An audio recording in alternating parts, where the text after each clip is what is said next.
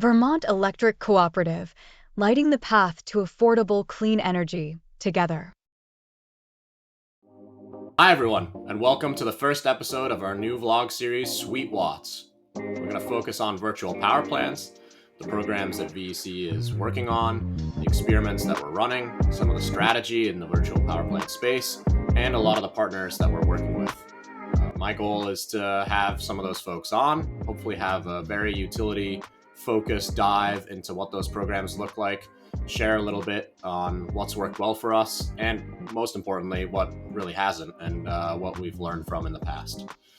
This is primarily meant for other utilities, regulatory entities, any sort of industry folk who are in this space. It's meant to provide a little bit further than the standard industry blogs that have been floating out there, and hopefully provides folks with some insight. We definitely don't have all the answers.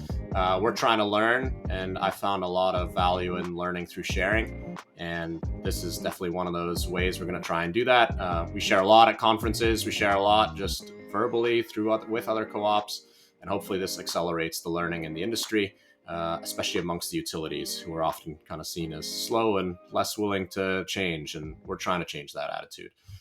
This first episode is really geared on our overall VPP strategy, but before we do that, I want to do a little bit of an overview of who VEC is, what sort of regulatory framework we exist in, and a little bit about myself, and then we'll get to the fun stuff.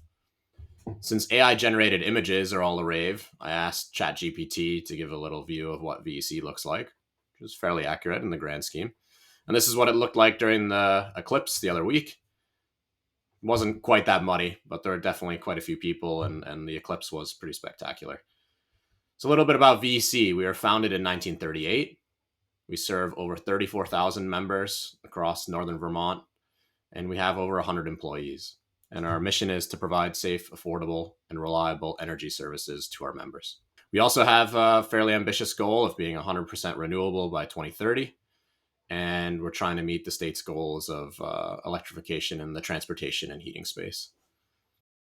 VEC's territory stretches from the New York border over by the Champlain Islands up to the Canadian border, and then all the way over to New Hampshire. We serve the vast majority of northern Vermont, especially the extremely rural parts, which can, of course, be incredibly challenging to serve from a reliability standpoint and infrastructure standpoint.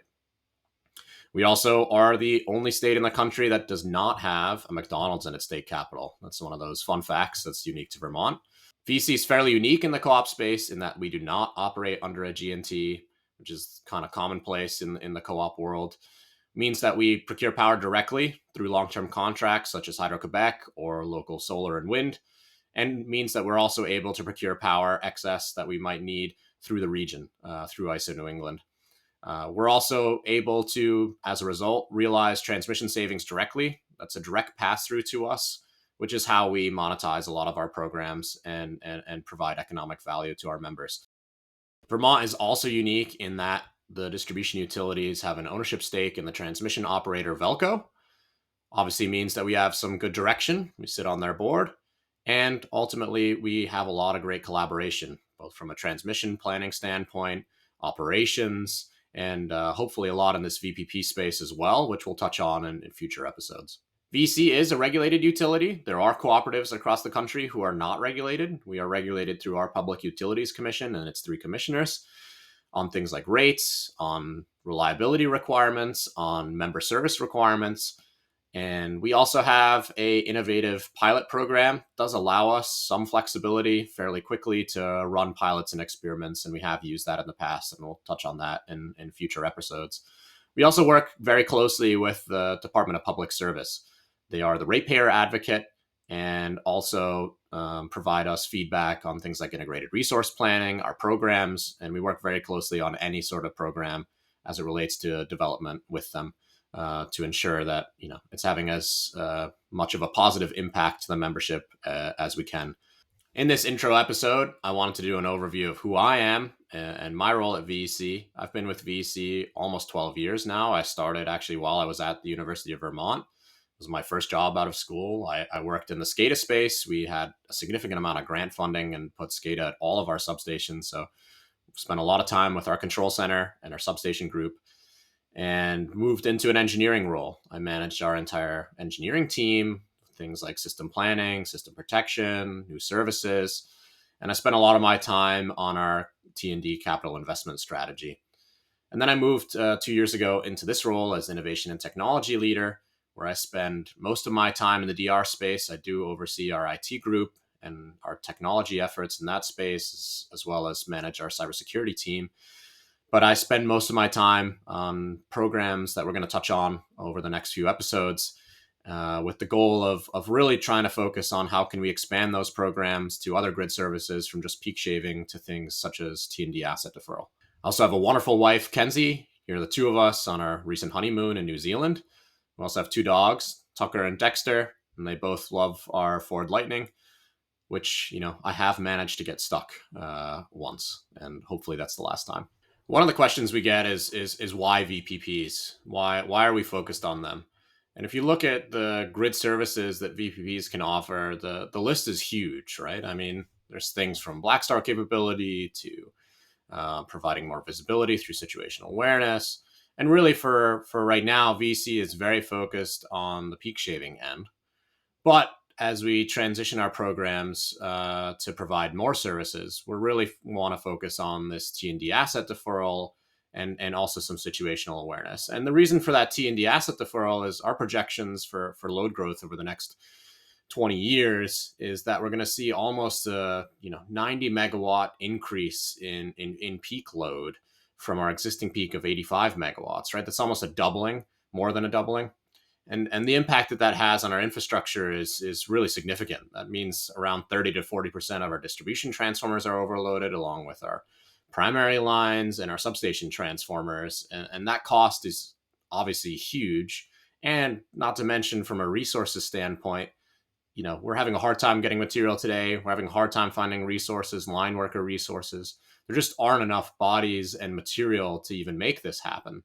So for us, one of the big reasons we're focused in this space is hopefully what we can do is manage a lot of that load through VPPs, especially electric vehicles. They're the ones that we feel most bullish about. Our target is 75% management of the entire electric vehicle fleet. And we're hopeful that that can, reduce the amount of infrastructure we need to invest. I think ultimately the grid infrastructure is the foundation. It is what VEC does. It is what VEC will always do. We are planning to continue to maintain our infrastructure. We have a lot of old wire that we need to replace, wire that's been up since the 1930s, original vintage, 6 steel and 8D and all kinds of fun wire that is just falling apart today. And also just can't meet the load. We have challenges meeting the load today, voltage challenges, end of line voltage, and that's a challenge that we're going to need to navigate. And for us, maintaining our existing systems is also really crucial. We need to take advantage of the SCADA system that we have, of our NISC system, of our GIS system, and that really feeds into this VPP space. And for us, there's really 4 main targets that we're trying to pay attention to.